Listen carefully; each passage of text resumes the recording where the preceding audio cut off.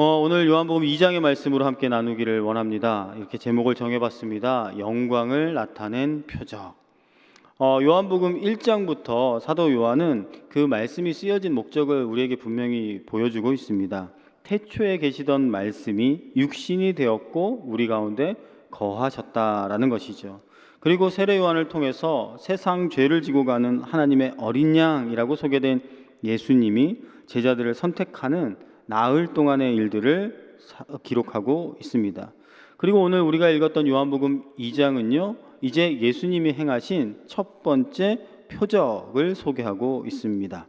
요한복음에는 모두 7가지의 표적이 드러나 있습니다. 그래서 흔히들 요한복음의 7대 표적이라고 부르는데요. 왜 사도 요한은 그 수많은 이적들 가운데 오직 이 7가지만을 의도적으로 기록했던 것일까요? 그것이 보여주는 바가 있기 때문이라고 말씀을 드렸습니다. 이적은 우리가 주변에 나타나는 어떤 기적적인 놀라운 일 자체를 말한다면, 표적은 무언가를 보여주는 사인이라고 말씀을 드렸죠. 그 이적을 통해서 어떠한 사인을 주는 겁니까? 예수님을 믿게 되어지는 것. 그렇기 때문에 요한복음은 선택적으로 7가지의 표적을 드러내고 있는 겁니다. 그래서 오늘 우리가 본문을 살펴볼 때 이 첫 번째 표적이 의미하는 바가 무엇인지를 함께 생각해 보고자 하는데요.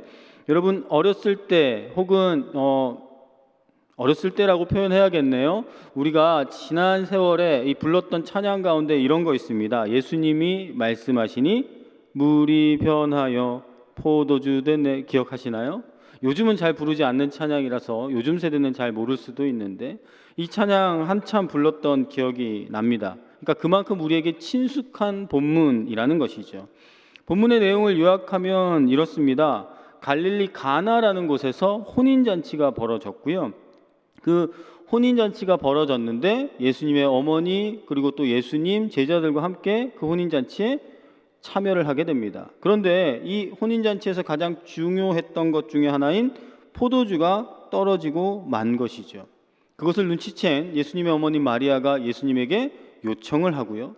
예수님이 하인들을 불러서 주변에 있는 항아리에 물을 채워서 갖다 주라고 했고, 그 항아리에 채운 물이 변하여 포도주가 되었던 이 기적이 첫 번째 표적으로 드러난 것이 오늘의 본문입니다. 자, 우리가 이 본문을 바라볼 때 어떤 눈으로 바라보는가가 굉장히 중요합니다. 왜 그러냐면 단순히 물이 포도주로 된 것이 핵심이 아니기 때문에 그렇겠죠. 우리가 무언가 사물을 바라볼 때, 사건을 바라볼 때 어떻게 바라보느냐는 굉장히 중요합니다. 왜냐하면 그 안에 모든 것이 담겨져 있거든요. 그래서 요즘 흔히들 그것을 뭐라고 부르냐면 세계관 혹은 정체성이라고 부릅니다. 쉽게 이야기하면 생각의 차이라고 이야기할 수 있지만, 이것은 나아가 우리의 인생을 결정하는데 굉장히 중요한 기준이 되기 때문에 우리가 성경을 바라볼 때도 그러한 올바른 세계관을 가지고 바라보는 것이 중요하다라는 것입니다.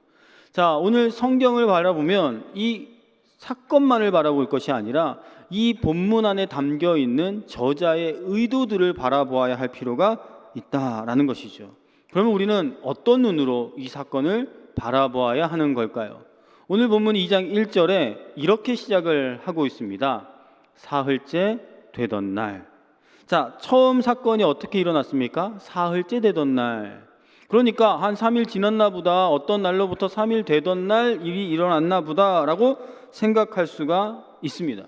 그런데 요한복음 1장을 지나서 2장으로 넘어오지 않았습니까? 그런데 1장에는 이러한 날수에 대한 표시가 항상 이렇게 표현되었던 것을 보게 됩니다. 1장 29절에 보면 이렇게 표현을 해요. 이튿날 요한이 예수께서 자기에게 나오심을 보고. 자, 이튿날이라는 표현을 쓰고 있죠. 그리고 나서 사건이 이루어지고 하루가 저물었습니다. 그리고 1장 35절에 넘어가니까 또 어떻게 표현하냐면, 또 이튿날 요한이 자기 제자 중 2사람과 함께 섰다가, 그리고 또 하루가 저물고 1장 43절에 가니까 이튿날 예수께서 갈릴리로 나가려 하시다가. 제가 서두에 1장이 1장이 예수님의 행적을 나흘 동안의 일들을 일지 형식으로 기록했다라고 말씀드렸어요. 흔히들 우리가 보통 날수를 계산하여서 표시할 때 첫날을 기준으로 하면 두 번째 날은 이튿날이라고 표현을 합니다. 그리고 그 다음 날은요, 셋째 날, 넷째 날, 다섯째 날 이렇게 표현을 할 수가 있는데, 오늘 요한복음 1장의 표현은 계속 다음 날, 다음 날, 다음 날이라는 표현으로 이튿날이라는 표현을 계속 썼다라는 것이에요. 그런데 2장으로 넘어오자마자 1절에 어떻게 설명을 합니까? 사흘째 되던 날이라고 표현을 바꾸었습니다. 그러니까 이때 기준이 달라지게 된 것이죠. 날짜의 기준도 변하게 된 것이에요. 근데 여기서 말씀드리고 싶은 것은 이 사흘이라는 단어입니다. 초대교인들에게 사흘이라는 단어, 3일이라는 단어는 어떤 의미를 지니고 있을까요? 아니, 초대교인뿐만 아니라 우리에게도 이 3일이라는 단어는 가장 먼저 무엇을 떠올리게 합니까? 여러분 생각하시는 대로 예수님의 부활을 떠올리게 됩니다. 그러니 사도 요한은 이것을 기록하면서 의도적으로 사흘째 되던 날이라는 표현을 쓴 것 같습니다. 그러므로 이 예수님의 부활이 떠올릴 만한 가장 중요한 사건이 이 첫 표적과 함께 이루어졌구나라는 것을 염두에 두고 볼 수 있다는 것이죠. 수많은 기적과 능력을 보여주신 예수님의 사건이 있는데 왜 사흘째 되던 날이라고 이야기하면서 바다와 바람을 잠잠하게 하시고 병든 자를 고쳐주시고 5,000명을 먹이시고 또한 죽은 자를 살려내시는 놀라운 기적이 아니라 물로 포도주로 만드는 기적 정도를 보여주시면서 이 첫 표적으로 기록하고 있는가? 왜 사도 요한은 이 사건을 이토록 첫 번째에 담을 만큼 중요하고 의미심장하게 다루고 있는 것일까라는 것을 우리가 생각해 보아야 한다는 것이죠. 예수님의 부활을 떠올릴 만큼 중요한 사건이 일어났습니다. 그런데 그것은 단순히 물이 포도주로 변하는 기적에 머물러서는 안 된다라고 말씀드렸습니다. 물이 변하는 것은 사실은 이렇게 표현할 수 있습니다. 완전 다른 성질의 것으로 변한다라는 것이죠. 물이 포도주가 되는 것은 일반적인 상식 가운데 일어날 수 없는 일입니다. 그러므로 이것은 무엇을 의미할까요? 무언가 새로운 변화를 의미하는 거겠죠. 그것을 예수님의 시대적인 상황들에 맞추면 이것은 바로 시대적인 변화요, 새로운 생명의 변화요, 새로운 가치관의 변화요, 새로운 세계관의 변화를 이야기하는 것이라고 할 수가 있을 겁니다. 오늘 본문에 혼인잔치가 열렸습니다. 그리고 거기에서 가장 중요한 포도주가 떨어졌습니다. 그런데 이 포도주가 떨어진지를 맨 처음 눈치챈 사람이 누굽니까? 예수님의 어머니 마리아였습니다. 그리고 혼인잔치와 어떤 관계가 있는지 모르겠지만 이 사실을 어머니 마리아가 예수님께 알리면서 도움을 청하게 됩니다. 그리고 어머니와의 대화가 있고 난 다음에 어머니 마리아가 하인들에게 이렇게 이야기를 하죠. 2장 5절에 그의 어머니가 하인들에게 이르되 너희에게 무슨 말씀을 하시든지 그대로 하라. 자, 어떠한 말을 하든지 그대로 따르라 라는 명령을 합니다. 그리고 나서 하인들이 이 명령을 따르기 시작하는데 예수님의 주위에 돌 항아리가 있었어요.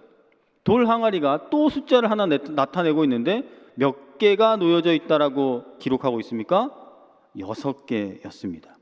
자, 돌 항아리는 보통 정결을 나타냅니다. 왜요? 밖에서 나갔다 들어온 사람들이 손과 발을 씻으면서 무언가 청결과 정결을 의미합니다. 그런데 사실 유대인들은 그 이상의 의미를 담고 있다고 이야기합니다. 세상과 접하여서 그들을 더럽게 했던 마음의 죄까지도 이 손과 발을 씻음으로 인하여서 다 털어버릴 수 있다라고 생각을 했던 거죠. 그러니까 어느 집에나 이 돌 항아리를 통하여서 물은 준비되어 있었고 집을 드나들 때마다 이 손과 발을 씻음으로 자신들의 마음의 죄까지 씻어버린다라는 생각들로 그들이 삶을 살고 있었습니다. 그게 굉장히 중요한 것이었죠. 그래서 마가복음 7장에 보면 바리새인과 서기관들이 이 손을 씻는 문제, 정결의 문제 갖고도 예수님과 논쟁하는 장면들도 있습니다. 그런데 오늘 이 항아리를 통하여서 무엇으로 바꿔주세요? 그 안에 깨끗하게 하는 물이 아니라 잔치를 즐길 포도주로 바꾸어 준다라는 것이 우리가 들여다봐야 할 핵심이라는 것이에요. 왜요? 몸과 마음을 깨끗하게 씻어주는, 아니 그렇게 믿고 있는 물 항아리가 6개가 놓여 있었는데 이 6개도 중요한 의미를 갖습니다. 유대인들에게 완전한 숫자는 6일까요? 7일까요? 대충 여러분 생각해도 6은 아닌 것 같다라는 생각이 드시죠? 그럼 6은 무엇을 의미합니까? 불완전함을 의미하는 것이죠. 부족함을 의미하는 것이에요. 기준에서 떨어지는 그런 숫자가 6이었다라는 거죠. 그러니까 이 6항아리는 거기에 담겨져 있는 의미를 또 한번 우리가 잘 살펴보자고 하면 유대인들이 가지고 있던 생각의 변화를 노리신 거죠. 그들이 몸과 마음, 죄악을 깨끗하게 씻어줄 수 있는 물통이 6개가 있었다라는 말은 인간의 노력으로는 어떻게든 그 죄악을 해결할 수 없다. 그러므로 그것을 통하여서 인간의 스스로 해결할 수 있는 문제를 누가 담당하시는 거예요? 예수님이 담당하시고 해결해 주시겠다라는 것을 보여주시는 것입니다. 인간의 죄를 해결하고 새로운 시대, 새로운 생명으로 변화시켜서 풍성한 새 생명을 주시는 것은 오직 예수 그리스도밖에 없다라는 것을 의미하고 있는 것입니다. 물이 포도주가 된 기적은 첫 번째 일어난 기적이라고 이야기했습니다. 그러므로 이것은 굉장히 중요한 의미를 지니죠. 첫 번째 뭐요? 부활의 의미를 지닌 만큼 중요한 사건이었고 새로운 변화를 이끌어내는 사건이었으며 또한 우리 스스로 해결할 수 없는 죄의 문제까지도 해결을 할 수 있는 분이 예수님이라는 것을 보여준 것입니다. 그런데 이 사건이 어디에서 일어났습니까? 혼인잔치에서 일어났다는 것이죠. 이것도 우리가 생각해 볼 수가 있는 겁니다. 구약시대 때부터 하나님과 유대인의 관계는 신랑과 신부의 관계로 비유되어 왔습니다. 그러나 이 관계는 결국 무너져 버렸죠. 무엇 때문에요? 신부의 부정함과 더러움 때문에요. 그러나 신랑 대신 하나님께서는 언제나 그를 사랑하셨습니다. 이스라엘 백성들을 사랑으로 맞이하기를 원하셨습니다. 그러므로 오늘도 하나님께서 이스라엘을 버리지 않으시고 사랑하시고 회복시키고자 하는 그 마음이 다시금 이 신랑과 신부의 온전한 관계가 회복되기를 원하는 마음이 이 예수님의 첫 번째 기적이 일어났던 혼인잔치에서 다시금 회복시킬 것을 예고하고 계신다라는 것입니다. 호세아 2장에 보면 이 관계를 일컬어 하나님이 어떻게 우리를 바라보시는지 설명하고 있습니다. 2장 19절 내가 내게 장가들어 영원히 살되 공의와 정의와 은총과 긍휼이 여김으로 내게 장가들며 진실함으로 내게 장가들리니 내가 여호와를 알리라. 이 하나님의 약속이 예수 그리스도를 통하여서 이루어져 가는 것을 우리가 볼 수 있다는 거죠. 그러니 우리가 이러한 관점에서 이 본문을 이해하는 것이 옳습니다. 이러한 관점에서 이것을 바라보지 못하면 그냥 단순히 물이 포도주가 된 기적에만 우리가 초점을 맞출 수밖에 없기 때문이겠죠. 그런데 오늘 이러한 관점을 가지고 이 사건을 바라보며 또한 이 사건을 통하여서 이루고자 하는 핵심이 무엇이었냐? 그것은 바로 요한복음 2장 11절에 나와 있습니다. 예수께서 이 첫 표적을 갈릴리 가나에서 행하여 그의 영광을 나타내심에 제자들이 그를 믿으니라. 자, 여기에서 주목해서 보아야 할 단어가 세 개가 있는데 첫 번째는 표적, 두 번째는 영광이며 세 번째는 믿으니라라는 것입니다. 자, 영광이라는 단어를 우리가 먼저 잘 생각을 해봤으면 좋겠어요. 표적은 이해했고요. 믿는 건 뭔지 알겠는데 영광은 무엇인가? 근데 이것은 지나간 본문 요한복음 1장 14절에 명확하게 드러나 있습니다. 요한복음 1장 14절 말씀이 육신이 되어 우리 가운데 거하심에 우리가 그의 영광을 보니 아버지의 독생자의 영광이요 은혜와 진리가 충만하더라. 자, 예수님이 아버지의 독생자라는 영광, 그것이 이 표적을 통해서 드러났다라는 것이죠. 그것을 본 제자들은 이제 예수님을 믿게 된 것입니다. 이미 예수님을 메시아라고 생각하고 따르던 사람들이 있었습니다. 그런데 따르는 것, 그리고 그 사람이 메시아라고 생각하는 것과 믿는 것은 천지 차이거든요. 그런데 이 표적을 통해서 무엇으로 변화한 거예요? 아까 이야기했던 것처럼 그들의 가치관이 변화한 겁니다. 믿음이 변화하게 되었다라는 것이죠. 그러니 이 사건이 말해주고자 하는 진짜의 본질은 무엇일까요?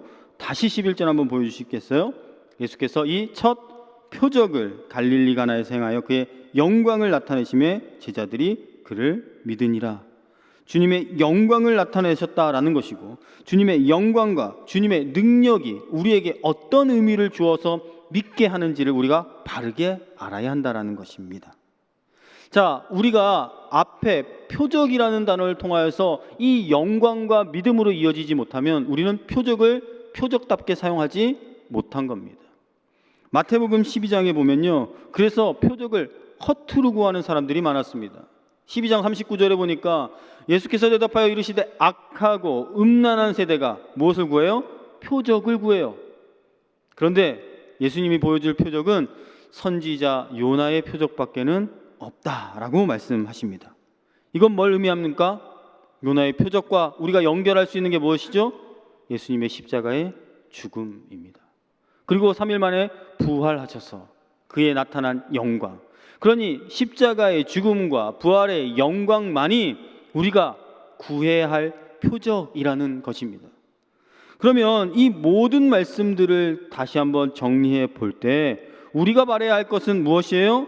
십자가, 그리고 그 부활의 영광이 우리가 구해야 할 표적이라는 것이죠.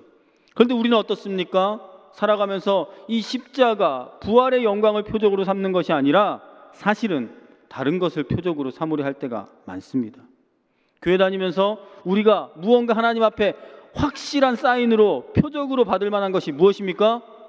무언가 음성을 듣는 것이고, 기도가 응답을 받는 것이고, 우리 집이 무언가 복 받는 것이고, 그 복의 개념도 하나님의 개념이 아니라 내 개념, 세상적인 개념과 맞닿아질 때 우리는 그나마 하나님께서 사인을 보여주시는구나, 표적을 보여주시는구나 라고 생각할 수 있다라는 것이에요.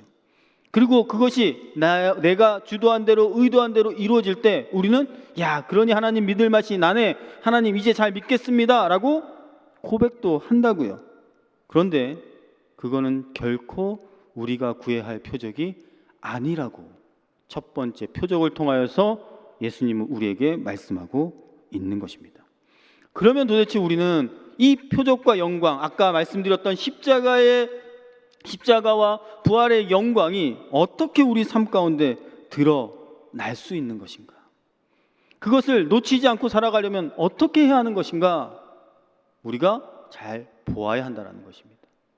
여러분, 우리가 구하는 표적들은 무언가 잘 이루어지는 세상적인 관점의 세상적인 기준이었습니다. 그러면 하나님이 예수님을 통하여서 보여주신 이 십자가와 부활의 영광은 우리의 삶에 어떻게 목표되어야 할까요?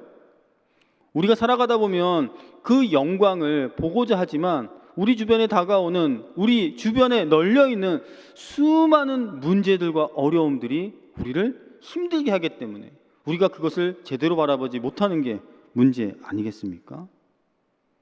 그러므로 첫 번째, 오늘 우리가 이 수많은 문제와 어려움 가운데 있는 이 세상 가운데서도 영광을 보기 위하여서는 우리가 예수님을 모셔드리는 그 수많은 초청들이 우리의 삶에 계속 되어야 한다는 것입니다. 오늘 본문 2장 2절에는 이런 표현이 있습니다. 예수와 그 제자들도 혼례에 무엇을 받았습니까? 청함을 받았습니다. 자, 여러분, 예수님과 제자들이 청함이 없었어요. 초대가 없어서 그곳에 참여하지 않았다면 그곳에서 일어난 이 문제는 어떻게 됐을까요? 아마 혼인잔치를 주도했던 그 가문이 엄청나게 사람들에게 비난받고 손가락질 받고 아마 굉장히 어려움을 겪었을 겁니다. 그런데 그 가운데 누가 초대되었기 때문에? 예수님이 초대되었기 때문에 그들이 어떤 문제가 닥칠지는 몰랐지만 닥친 문제보다도 훨씬 더 좋은 풍성함의 은혜를 겪게 되었다는 것입니다. 우리 주변에 슬퍼하고 두려워하고 어려워하고 낭망할 만한 상황들은 끊임없이 우리를 찾아옵니다. 그럼 그럴 때마다 우리는 그 상황을 어떻게 이겨내야 될까요? 그 상황들을 무조건 승리하고 그 상황들을 내 마음대로 내가 생각하는 대로 극복해 나아가는 것이 하나님의 영광을 드러내는 것입니까? 그게 아니라는 거죠. 우리는 우리의 생각을 내려놓을 필요가 있습니다. 성경은 늘 그래서 우리에게 그것을 이야기합니다. 내 생각을 내려놓고 그 중심에 누구를 모셔드리는 거예요? 예수님을 모셔드려야지만 그 문제로부터 우리는 진짜 평안을 얻고 자유로워질 수 있다라는 겁니다. 제가 늘 기도할 때마다 말씀드린 것 중에 하나가 이런 겁니다. 여러분, 우리는 기도할 때 하나님의 응답을 구합니다. 그런데 진짜 응답은 어떻게 얻게 될까요? 내가 바라는 것, 내가 원하는 것으로 기도하고 붙잡고 하나님을 간구했는데 결국에는 내가 원하는 것이 아니라 하나님이 원하는 것을 내 마음속에 가득히 새겨주실 때 평안을 얻고 안정감을 얻고 우리는 돌아서서 나아가며 하나님이 내게 응답을 주셨구나 라고 생각하는 믿음의 삶을 살아가는 경우가 훨씬 더 많다라는 것이죠.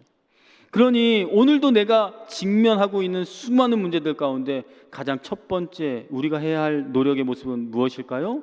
예수님을 초청하는 것입니다.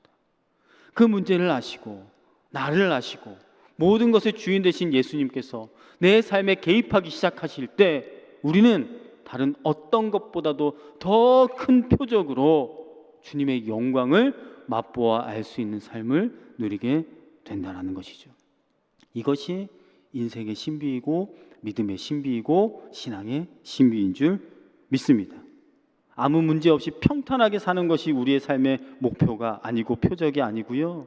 어떠한 문제를 만나더라도 예수님을 내 삶에 모셔드려서 예수님과 그 문제를 해결해 나아가며 평안과 안정감과 또한 흔들리지 않는 믿음을 얻는 것, 그것이 우리의 삶의 최고의 표적이 되어야 할 줄로 믿습니다. 또한 나아가서 그 예수님을 모셔드리는 것으로 끝나는 것이 아니죠. 어머니 마리아가 예수님을 붙잡고 구했기 때문에 이루어진 겁니다. 구한다라는 것, 기도한다라는 것으로 이야기할 수가 있을 것 같은데요. 우리가 예수님을 모셔드리고 예수님 앞에 끊임없이 대화하며 교제하며 예수님의 생각을 알아내가는 것, 그것이 우리에게 더 중요한 것입니다. 우리가 예수님을 모셔드릴 때는 늘 부족한 자리일 겁니다. 어려운 자리일 거고 또 모자란 자리일 겁니다. 그런데 예수님이 그곳에 오셔서 우리의 간구하는 바 구하는 바를 들어주실 때 우리는 놀라운 기적을 맛보게 되는데요. 부족함이 오히려 더 풍성함을 맛볼 수 있는 기회가 된다라는 것. 여러분, 그런 이야기 많이 들어보셨죠? 어려움과 문제야말로 오히려 변장된 축복입니다.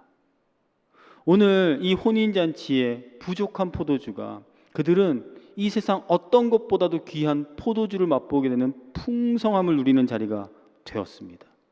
오늘 우리가 어떠한 기대를 가지고 이 자리에 나왔던지, 우리가 부족한 문제를 가지고 나왔다면 예수님과 함께 동행하고 그 예수님을 모셔드리고 기도할 때 우리는 오히려 더 큰 풍성함과 더 큰 은혜를 맛보게 되는 기회가 되는 줄로 믿으시길 바랍니다. 그리고 나아가서 그것이 무엇으로 꼭 연결되어야 할까요? 하나님의 영광을 아는 것, 또한 그를 제대로 믿기 시작하는 것, 그 믿음으로 반드시 연결되어야 한다는 것입니다. 그러므로 우리가 문제 가운데 거하는 것은 오히려 하나님께서 하나님을 찾기를 원하시고 더 풍성함을 경험하기를 원하시는 하나님의 방법인 줄도 모르겠습니다. 오늘 말씀을 다시 한번 정리하면서 우리의 모습을 돌이켜볼 때 우리 이렇게 바라보셨으면 좋겠습니다. 정말로 우리는 우리가 원하는 표적을 위하여서 신앙생활하고 있지는 않았던가. 그래서 풍성함과 새로움의 은혜를 경험하지 못하고 자꾸만 메말라가고 자꾸만 어색해하고 자꾸만 힘들어하는 신앙으로 이것마저도 너무나도 버겁게 지켜오지 않았던가라는 걸 말이죠. 이제 다시 한번 주님을 바라보시며 우리를 자유하게 하시고 참된 평안과 기쁨을 주시기 위하여 이 땅에 오신 하나님의 아들, 진정한 구주 되시고 진정한 주님 되심을 드러내는 놀라운 영광의 표적이 우리가 구하는 최고의 표적이 되기를 간절히 원합니다. 오늘 이 말씀을 다시 한번 정리하실 때 참된 표적인 예수님만의 십자가를 붙드는 든든한 믿음, 저와 여러분의 것 되시기를 소망하고요. 그리고 나아가 우리의 삶도 하나의 표적이 되어서 주님의 십자가 사랑과 영광과 능력을 증거하는 삶을 살아가는 우리 모든 사랑하는 성일 가족들 될 수 있기를 주님의 이름으로 축복합니다.